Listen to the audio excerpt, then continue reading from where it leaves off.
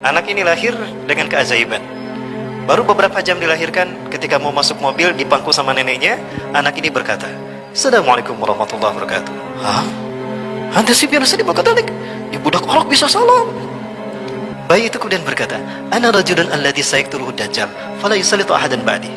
Aku adalah pemuda yang akan dibunuh Dajjal. Setelah aku tidak ada lagi yang akan dibunuh Dajjal. Ini terjadi tahun 2004. Kalau 2024 pemuda ini dibunuh, berarti usianya 20 tahun. Betul, itu usia pemuda. Dan diyakini oleh para ahli hadis, dia akan belajar ilmu hadis di Madinah. Makanya ada di Madinah. Padahal dia ini lahir di Gajah City.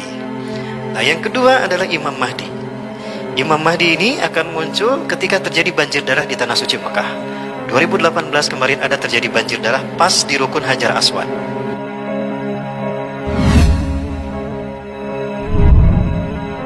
Tahun 2005, mereka mengirimkan intelijen terbaik mereka, semuanya berkumpul di markas CIA di Langley, Virginia, Amerika Serikat.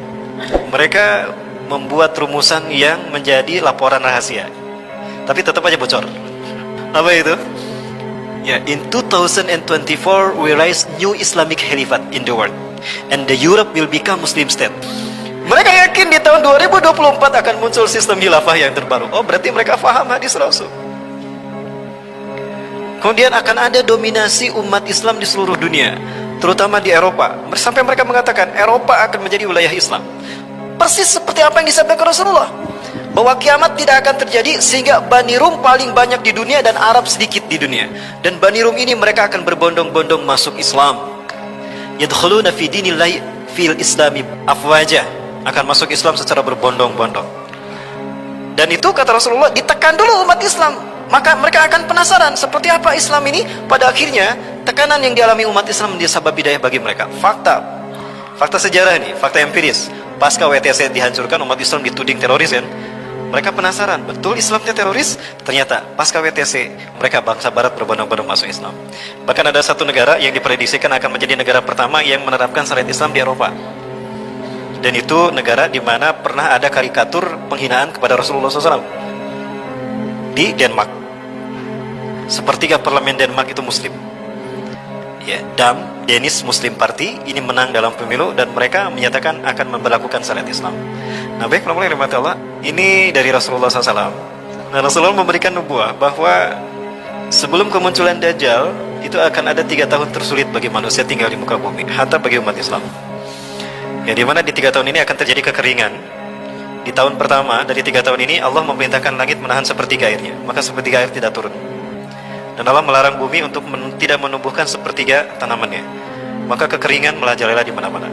Di tahun yang kedua Allah memerintahkan langit antah bisa sudusai matriha. Allah perintahkan langit menahan 2/3 airnya. Lalu Allah perintahkan bumi menahan 2/3 tanamannya, maka gagal panen makin tersebar di seluruh dunia. Nah, yang di tahun ketiga Allah perintahkan pada langit untuk menahan semua airnya. Fala tuqtiru qutrun minal minas sama. Maka tidak akan ada satu tetes pun, 1 tahun tuh nggak ada setetes hujan pun. Dan setahun itu tidak akan ada satu tanaman pun tumbuh. Kasiru minan nas yamutu bisababil ju', akan banyak manusia yang mati karena kelaparan dahsyat itu.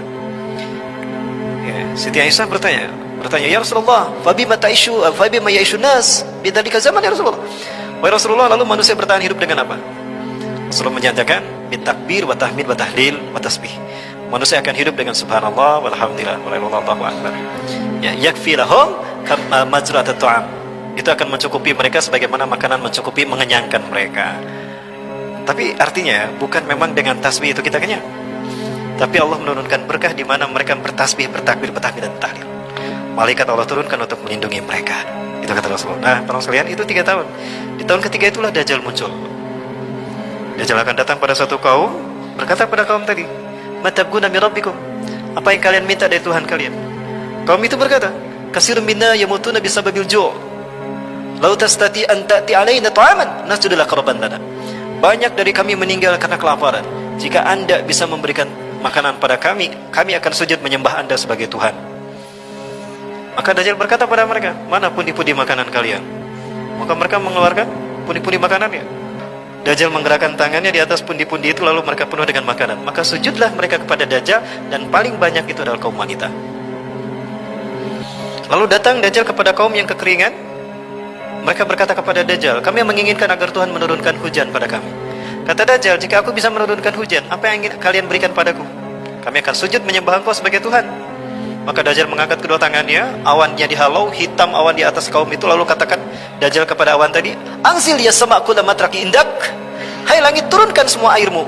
Deras hujan mencurahkan. Sujudlah mereka kepada Dajjal, kebanyakan kaum wanita. Lalu Dajjal datang pada kaum yang beriman, dan Dajjal tidak mendapatkan apapun dari kaum beriman, karena mereka tahu itu Dajjal. Dan kaum beriman berlindung dari Dajjal. Maka Dajjal marah dan menjadikan negara mereka kering luar biasa. Lalu Dajjal pergi meninggalkan kaum beriman tadi. Dari jauh Dajjal mengerak-gerakkan tangannya, maka keluar segala sesuatu yang ada di bumi. Nah, itu kata Rasulullah 3 tahun sebelum kemunculan Dajjal. Karena di fase yang kelima Dajjal sudah mati. Jadi kalau fase yang kelima dimulai 2024, berarti Dajjal mati tahun 2024. Para sekalian yang dirahmati Allah, kalau tadi, nah itu hadis tadi saya dapatkan di dalam kitab yang sama dari Sauban. Nah sekarang ini pernah saya sampaikan juga di sini. Sekarang hadis dari BMKG, Badan Meteorologi, Klimatologi dan Geofisika. Di interval 2019 sampai 2022 akan ada badai El Nino yang akan membawa hawa kering, di mana di interval tadi akan ada 3 tahun kemarau panjang. Nah, berarti secara ilmiah dan secara nakli ini bisa dibuktikan. Berarti tidak lama lagi. Kalau menurut BMKG lebih cepat, tahun depan dimulai. Nah, di saat itulah justru Islam akan zahir. Islam akan zahir.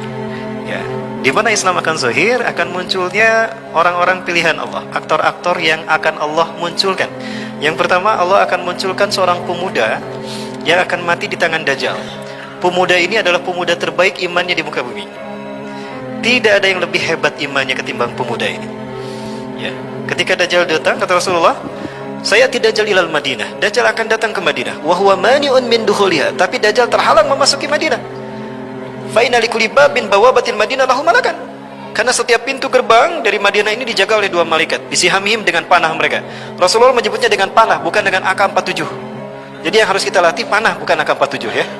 Nah, setiap Dajjal mau masuk dipanah dia. Dajjal takut, maka dia keluar, tinggal di bukit Jabal Habsi. Di saat itulah keluar pemuda tadi. Pemuda ini datang menghadap Dajjal. Orang sembunyi karena takut kepada Dajjal, justru dia datang menghadap Dajjal. Ya gulam, hal tatakid anna rabbuk? Dia ni rabbuka, hei pemuda, kamu yakin gak aku Tuhan kamu? La araftu li annaka Dajjal, kama qala Rasulullah SAW. Yang aku tahu kamu Dajjal sebagaimana sabda Rasulullah. Dajjal marah, pegang dia, digergaji dari kepala sampai ujung kaki. Lalu Dajjal berkata di tengah-tengah tubuh pemuda ini, jika aku hidupkan kembali dia, apakah kalian mengakui aku Tuhanku? Apa kalian masih ragu aku Tuhan kalian? Tidak. Dajjal menyatukan tubuh pemuda ini dan bertanya lagi setelah dihidupkan, ya gulam, majita tartabun aliyani rabbuka? Hai, kamu masih ragu kalau aku Tuhan kamu? Bahkan aku makin yakin kamu tidak Dajjal. Dibunuhlah pemuda ini, dan tidak ada lagi orang yang dibunuh setelah pemuda ini oleh Dajjal. Itulah pemuda yang terbaik imannya di muka bumi. Hari ini pemuda itu sudah ada, usianya 14 tahun. Tahun 2004 lahir pemuda ini di Gaza, dan ini keyakinan Syekh Nazi Royan. Makanya Gaza dibantai tahun 2008 sampai 2009, Desember sampai Januari 2009 itu dibantai 700 anak-anak laki-laki, anak-anak mati karena Israel mencari anak ini. Anak ini lahir dengan keajaiban. Baru beberapa jam dilahirkan, ketika mau masuk mobil di bangku sama neneknya, anak ini berkata, Assalamualaikum warahmatullahi wabarakatuh. Hah? Anda sih biasa dibakadalik?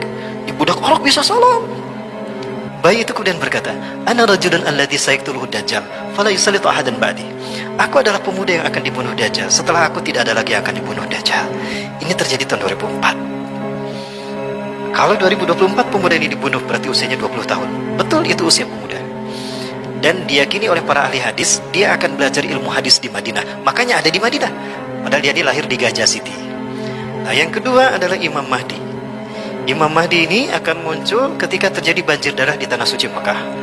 2018 kemarin ada terjadi banjir darah pas di Rukun Hajar Aswad.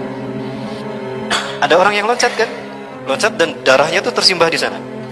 Dan itu ada di Rukun Hajar Aswad. Ada orang yang iseng-isengan melihat, Ka'bah itu kan ada 4 sudut. Ada 4 sudut Ka'bah. Ini Rukun Yamani, disebut Rukun Yamani karena menghadap ke Yaman. Ini Rukun Syami karena menghadap ke Syam, Palestina, Suriah, Jordan, dan Lebanon. Yang ini Rukun Iraqi karena menghadap ke Irak. Yang ini Rukun Aswadi karena ada Hajar Aswad di sini. Pertanyaannya ini mengarah ke mana? Di sini ada banjir darah di situ. Ternyata rukun ini menghadap ke Indonesia. Semua negara yang ditunjuk oleh rukun ini sudah dikuasai oleh Eropa. Dan ini hadis Rasulullah. Wailun lil Arabi min syarrin qad iqtaraba. La ilaha illallah. Celakalah bangsa Arab karena keburukan yang telah mendekat pada mereka. Irak bangsa Arab, Syam bangsa Arab, Yaman bangsa Arab, Indonesia Nusantara. Semua negara yang ditunjuk oleh sudut Ka'bah ini sudah hancur. Tinggal Indonesia. Apakah ini isyarat akan ada peluang kebangkitan Islam dari Indonesia? Itu yang dikatakan oleh 5 ulama besar. Di momentum hijrah ini, kata Rasulullah, akan ada hijrah kembali. Satakunu hijratun ba'da hijratin. Akan terjadi hijrah sesudah hijrah. Wa khairu ahli al-ardi yawma idin alladina yuhajiruna ila biladi hijrati Ibrahim. Sebaik-baik manusia di muka bumi di fase itu adalah mereka yang hijrah ke bumi hijrahnya Ibrahim, Palestina dan Suriah. Para sahabat bertanya, Alisa fihi muslimun ya Rasulullah? Apakah tidak ada orang Islam di tengah-tengah mereka? Oh, banyak orang Islam saat itu. Lakinna imanuhum la yujawizu hanajilahum. Iman mereka tidak sampai ke tenggorokan. Jadi imannya cuma di casing aja. Banyak yang hijrah tapi salah hijrah. Banyak yang hijrah tapi cuma casingnya aja, isinya belum hijrah. Nah, banyak umat Islam di sana. Dan mengerikannya, yang paling mengerikan kata Rasulullah, wa asyaru minhum al-ulama. Yang paling buruk dari mereka adalah ulama. U-nya agak lama untuk membedakan dengan ulama yang asli, yang Quran Sunnah. Allahu Akbar. Sekarang sudah bermunculan. Artinya kita berada di fase kebangkitan Islam. Demi Allah, dalam hitungan sejarah, detik-detik kebangkitan Islam tidak lama lagi. Dan itu artinya kita akan menyaksikan khilafah tegak kembali. Ini betul-betul dahsyat. Akan muncul fase yang terindah sebelum hari kiamat. Pertanyaannya, di mana posisi kita saat itu? Tentukan dari sekarang.